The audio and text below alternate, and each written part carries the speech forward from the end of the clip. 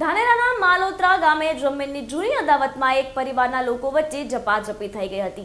કહેવાય છે કે ન કે જર જોરું અને જામીન એ કજિયાના છોરું. એ મુજબ બાપ દાદાની જમીનના ભાગ મુદ્દે પરિવારના સદસ્યો આવ્યા આમને સામને. ઉત્તમજી રાજપૂત જ્યારે ગોગા મહારાજના મંદિરે દર્શન કરવા જતા હતા ત્યારે પરિવારના 3 લોકો વચ્ચે ઝપાઝપી થઈ હતી, જેમાં 3 લોકો ઈજાગ્રસ્ત થયા હતા, જેઓને સારવાર અર્થે ધાનેરા રેફરલ લવાયા હતા. મૂંઢમાર વાગતા ધાનેરા રેફરલ હોસ્પિટલમાં સારવાર શરૂ કરવામાં આવી હતી. જે આ બાબતે ધાનેરા પોલીસ મથકે અરજી પણ કરાઈ છે. જમીનના જૂના વિવાદના કારણે ઝઘડો થયો હોવાનું સામે આવ્યું છે. મંદિરે આવ્યા માથાકૂટ મન કરી પહેલા આનંદ કરતા ભાઈ મોય મન માથાકૂટ કરી મને તો લગાડ કરનારી રૂપાથી મંગળાદી રૂપાથી ભવા મંગળાદી જાણે માથાકૂટ મન કરીને કોવાડી ધારિય કોસ ધોકા ને એવું બધું હતું. મંદિરે આવતા હતા મને ડાયરેક્ટ માથા પડી ગયા.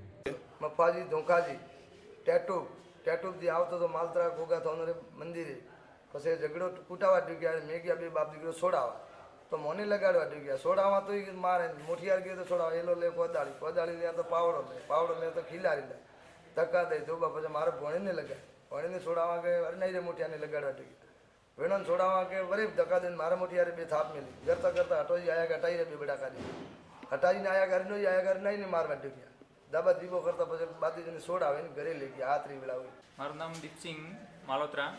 હું આજે બહાર ગયેલો હોવાથી ભીનમાળ ગયેલો હતો, પણ અચાનક મને 11 વાગ્યાના સમારમાં ફોન આવેલ કે ઘરે ત્યાં માથાકૂટ કરીએ, એટલે ફોન આવેલો મને. પછી હું ઘરે આવ્યો તો ઘટનાની જાણ થઈ મને કે ભાઈ ઉત્તમસિંહ ત્યાં મંદિરે ગયેલો હતો, ગોગબાજીના મંદિરે ત્યાં લગભગ 20-30 માણસો હતા.